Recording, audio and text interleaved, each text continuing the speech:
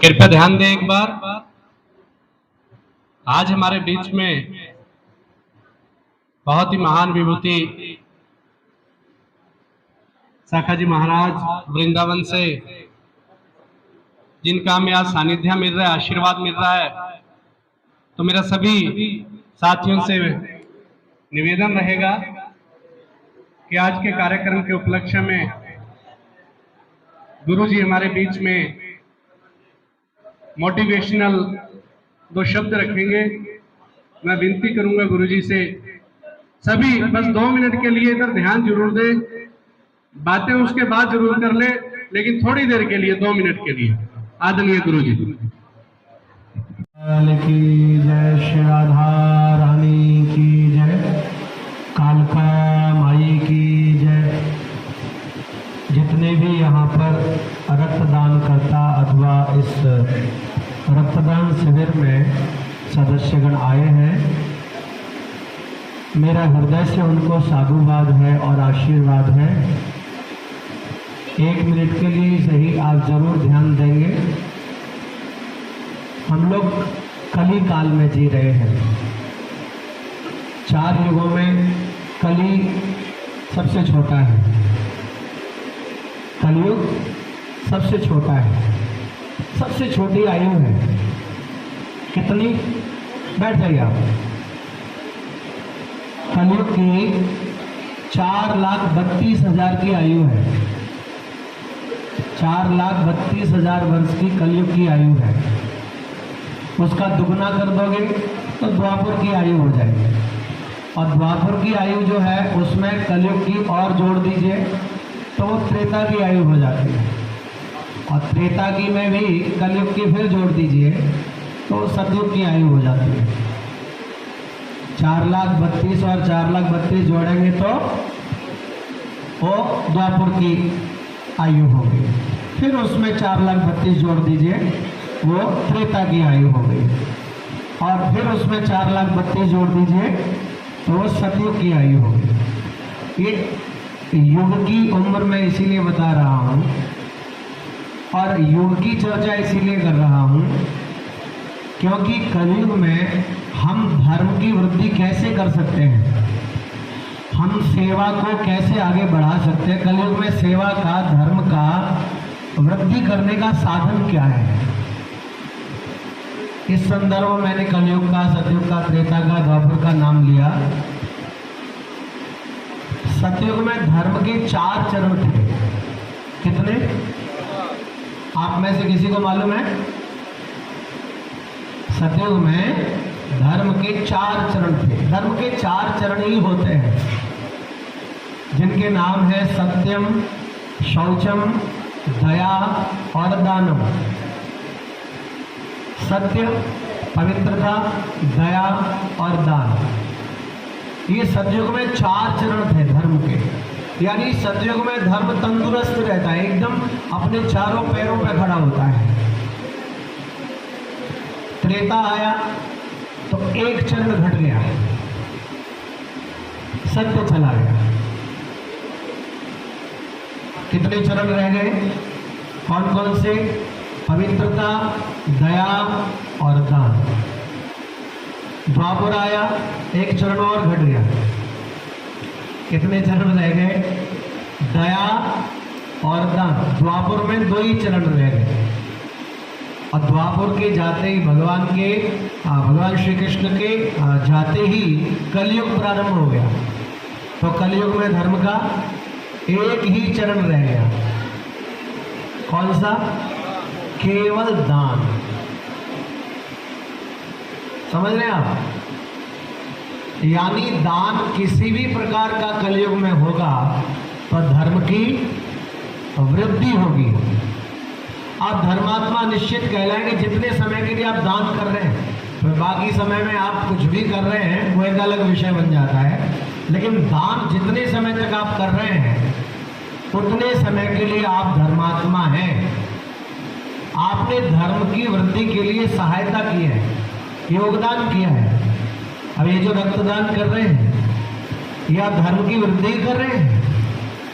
न जाने कितने लोगों के लिए आपका दिया हुआ रक्त काम में आएगा और उनके शरीर में स्वस्थता आएगी, निरोगता आएगी। और ये कोई आपका कर्म नोट करे चाहे ना करे, पूरा काल का पिंजर आपको यहाँ देखने आए चाहे ना आए, लेकिन ऊपर भी खाता चल रहा है आपका।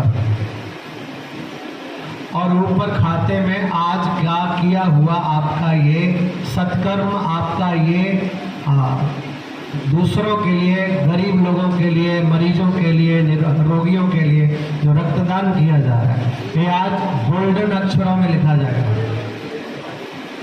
स्वर्णिम अक्षरों में लिखा जाएगा। नेक कमाई कर ले बंदे, कर्म न करना काला, और लाख आंख से देख रहा है तुझे देखने वाला।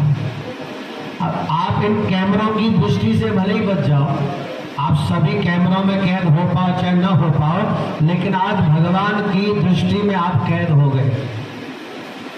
आज आप धर्म की दृष्टि में कैद हो गए, आप धर्मी बन गए, धर्मात्मा बन गए। दान कैसा भी हो वृद्धि करेगा धर्म की। और कलिकाल में दान करने के लिए ही हमको ये जीवन सार्थक करना चाहिए। बोलो वृंदावन बिहारी लाल की। कैसा भी दान हो इस कली काल में आप करेंगे तो निश्चय ही आपके जीवन में धर्म की वृद्धि होगी। और हम लोगों का जीवन भी 4 फलों को प्राप्त करने के लिए हुआ है, धर्म, अर्थ, काम और मोक्ष। 4 पुरुषार्थ प्रत्येक प्राणी को पाने चाहिए अपने जीवन में। जैसे भगवान भी 4 लोगों के लिए आते हैं। रामचरितमानस अगर आपने पढ़ी हो तो विप्र धैन सुर संत हित लीन मनुज अवतार, निज इच्छा निर्मित तनु माया गुण गोपाल।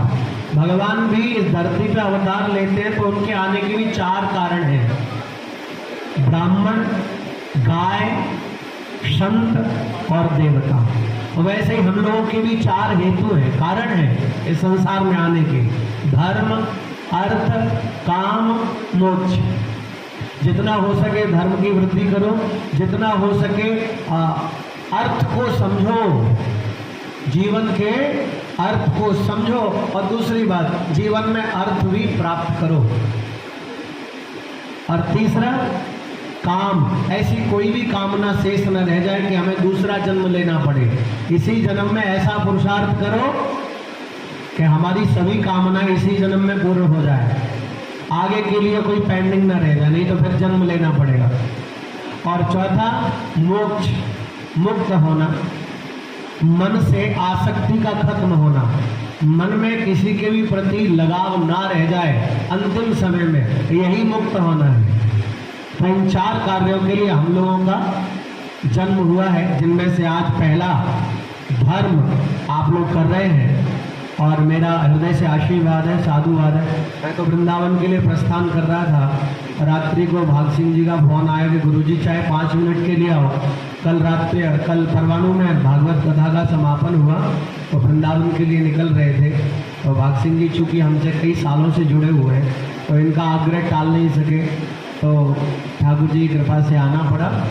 और मेरा सौभाग्य है कि आप सभी दानकर्ताओं के दर्शन भी हो गए। आप सब बहुत अच्छा कार्य कर रहे हैं। भगवान से प्रार्थना है कि आप अपने उद्देश्य नेक रखेंगे तो सफलता आपके चरण चूमेगी। बोलो वृंदावन बिहारी लाल की, कालका माई की जयकारा, महामाई दा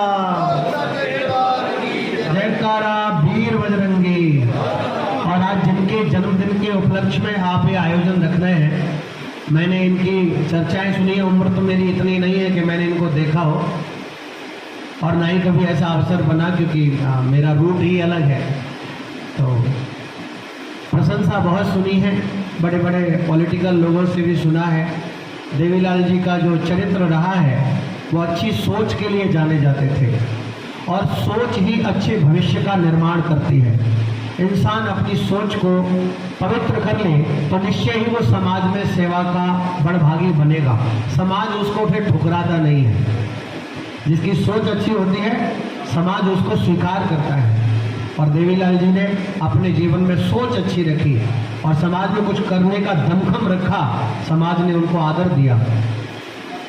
मुझे पता चला कि उप प्रधानमंत्री भी रहे देवीलाल जी, तो ये बहुत गर्व की बात है कि आप लोग ऐसे महापुरुष के जन्मदिन के उपलक्ष्य में ये आयोजन रख रहे हैं। मेरा हृदय से साधुवाद है, आप उनकी सोच को ग्रहण करें। गांधी जी ने 3 मंदिर बनाए थे, बुरा देखो मत, बुरा बोलो मत और बुरा सुनो मत। लेकिन आज मैं कहता हूँ वर्तमान में चौथे बंदर की जरूरत है, बुरा सोचो मत।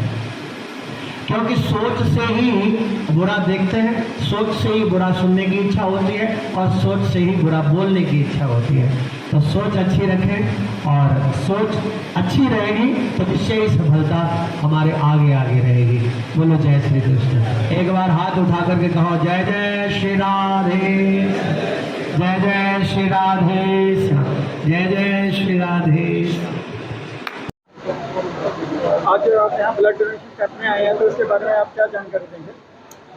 देखो, जानकारी देने का तो विषय है ही, ये प्रत्येक प्राणी मात्र के लिए हर्ष का विषय है कि रक्तदान शिविर लग रहा है और सबको बढ़ चढ़ करके हिस्सा लेना चाहिए।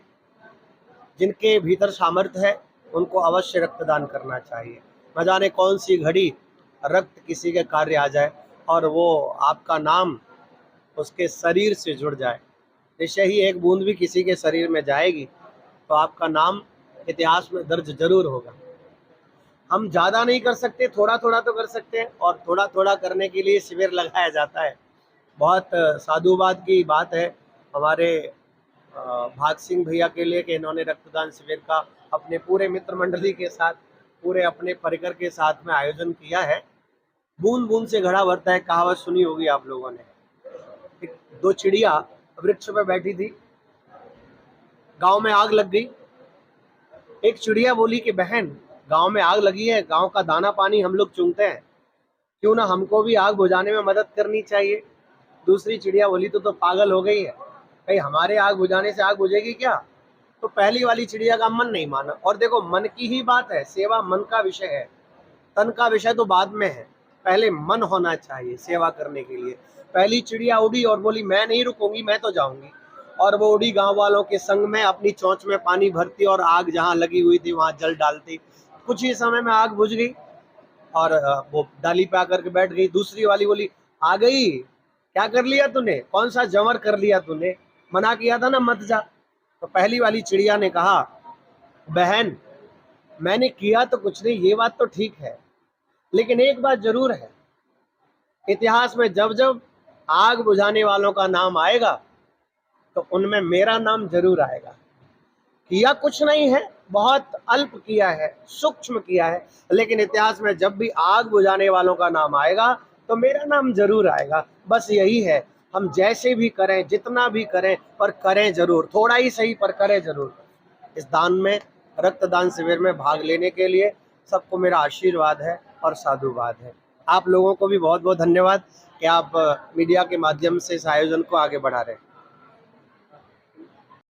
देखिए, आज जगत ताऊ देवीलाल जी के नाम से मशहूर इस देश के पूर्व में रहे उप प्रधानमंत्री और त्याग की मूर्ति, कमेरे, किसान, मजदूर, गरीब, इन सब के दिलों पर राज करने वाले ताऊ देवीलाल जी का जन्मदिन है और पूरे प्रदेश के अंदर जननायक जनता पार्टी इस जन्मदिन को बड़े हर्षोल्लास से समाज सेवा के रूप में मना रही है।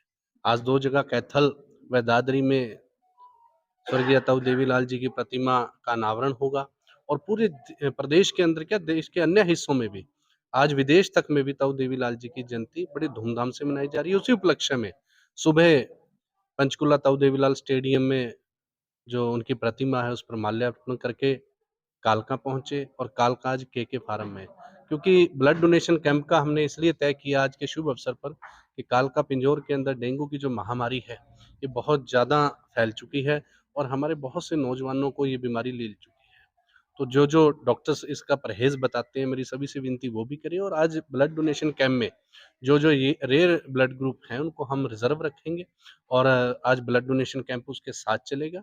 और किसी को जिस प्रकार से प्लाज़्मा की कहीं दिक्कत आती है उसके लिए हमारा प्रयास रहेगा कि यहाँ से डोनर उनके लिए हमारे उपलब्ध रहें। और रेयर ब्लड ग्रुप का हम ब्लड नहीं लेंगे, उन्हें हम रिज़र्व रखेंगे आज के लिए कि 2-4 दिन 10 दिन भविष्य में जब भी यहाँ ज़रूरत पड़ती है तो वो तैयार रहेंगे। तो इसी उपलक्ष्य में आज रक्तदान शिविर लगाया गया है।